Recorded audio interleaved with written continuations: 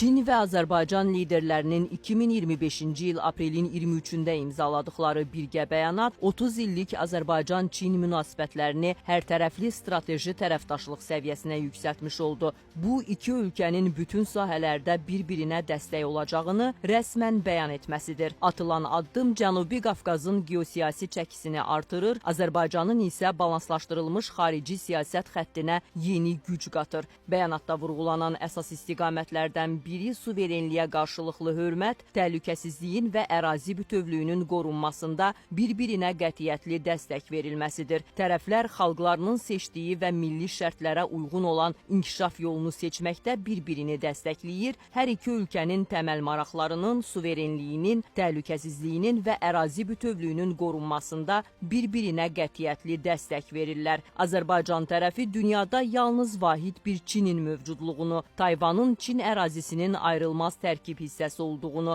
Çin Xalq Respublikası hökumətinin bütün Çini təmsil edən yeganə qanuni hökumət olduğunu tanıyır. Tayvanın müstəqilliyinin istənilən formasına qarşı qətiyyətlə çıxır və ölkənin yenidən birləşməsinin həyata keçirilməsində Çin hökumətini dəstəkləyir. Bəyanatda həmçinin qeyd olunub ki, Çin Azərbaycan tərəfinin təklif etdiyi sülh gündəliyini qətiyyətlə dəstəkləyir və qarşı durmaya yönəlmiş geosiyasi oyunları qeyri-məhsuldar hesab edir. Tərəflər strateji orientir kimi dövlət başçılarının diplomatiyasını və ən yüksək səviyyədəki mühüm razılaşmaları rəhbər tutacaqlarını, iki tərəfli münasibətlərin davamlı və uzunmüddətli inkişafını təşviq edəcəklərini bəyan edirlər. Hər iki ölkə beynəlxalq təşkilatlarda bir-birini dəstəkləmə və daxili işlərə qarışmamaq öhdəliyini götürür.